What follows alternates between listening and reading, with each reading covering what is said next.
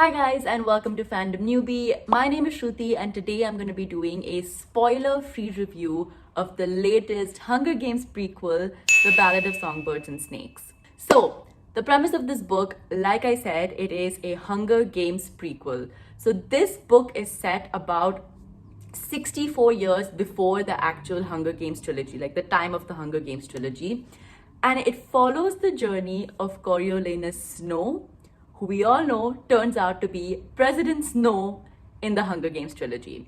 So Coriolanus Snow, who is President Snow, is 18 years old in this book. He's still in school, and it turns out that he is a mentor for the 10th annual Hunger Games. What I loved about this book was the world building. So like I said, this book is a prequel to the Hunger Games trilogy, and it's set about 64 years before Katniss's adventure during the time of the 10th Hunger Games. This means that it's just been 10 years since the war between the capital and the rebels, and war is still fresh in everyone's minds.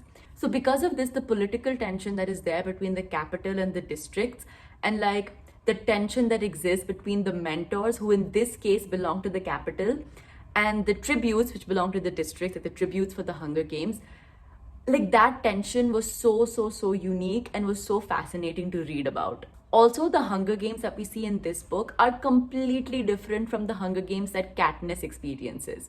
Like the way the tributes are treated, just even the way the games are conducted, the arena in which the games are conducted, like everything about it was so different and so like primitive, because the Hunger Games are like in the formative years in this book. So they were so primitive and so different, and that was really intriguing to read about. Like Suzanne Collins has really delved into the history of the Hunger Games and the history of the capital.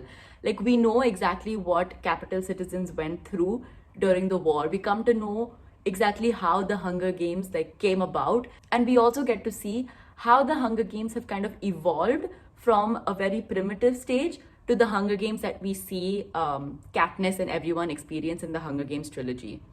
So just this whole evolution, just this whole history was so fascinating to read, especially if you're a fan of the Hunger Games trilogy. Like you will absolutely love these parts of the book. What I also liked about this book were like the subtle nods that are given to the Hunger Games trilogy. Like Suzanne Collins has really like placed some really cool Easter eggs throughout this book that don't directly reference like Katniss and her adventure, but you're like, oh yeah, I see what you did there. But with that said, those are about the only things I liked about this book. What I didn't like about this book was sadly the whole premise.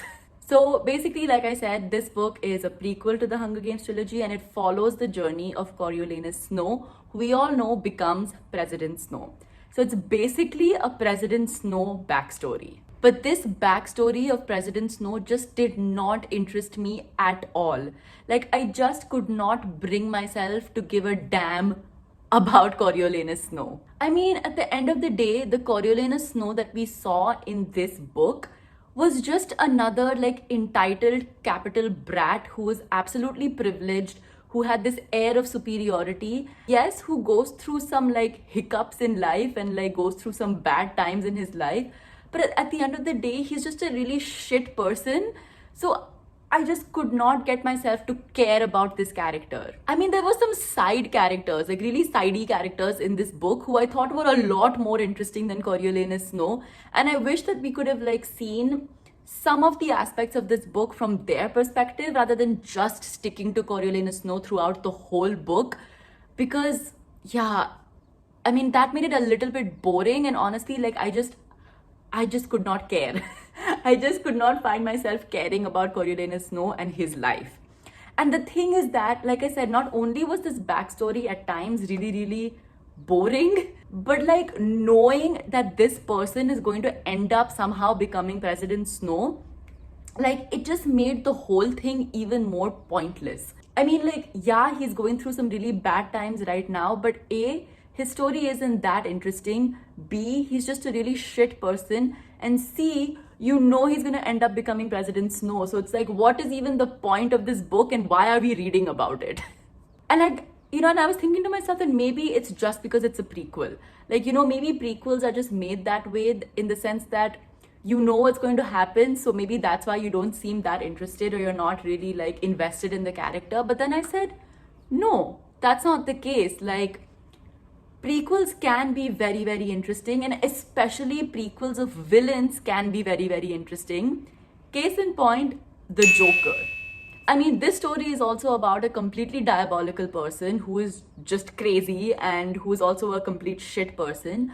But the story is so well executed. And for that matter, even like the tiny prequel of Lord Voldemort of Tom Riddle that we get in Half-Blood Prince is also so interesting. I mean, everything we get to know about Marvolo Gaunt, of Merope Gaunt, and also all the small things that we get to learn about Tom Riddle that make him into Lord Voldemort, like all of that was so fascinating and so interesting to read, and some of my most favorite parts of Half-Blood Prince.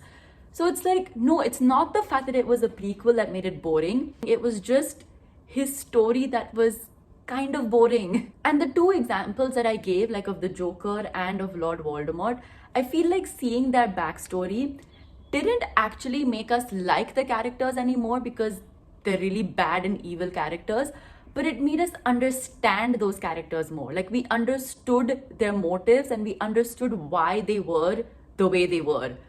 But in reading this book, I feel like I didn't really understand President Snow more than what I understood him while reading the Hunger Games trilogy. Like, the things we learn about President Snow in this book are just like, okay, fine.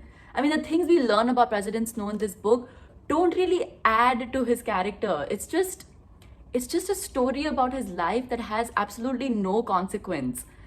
And yeah, like, it didn't make me understand any of his motives. It didn't make me understand or feel for him anymore, or like make me empathize with him anymore. It just, I don't know.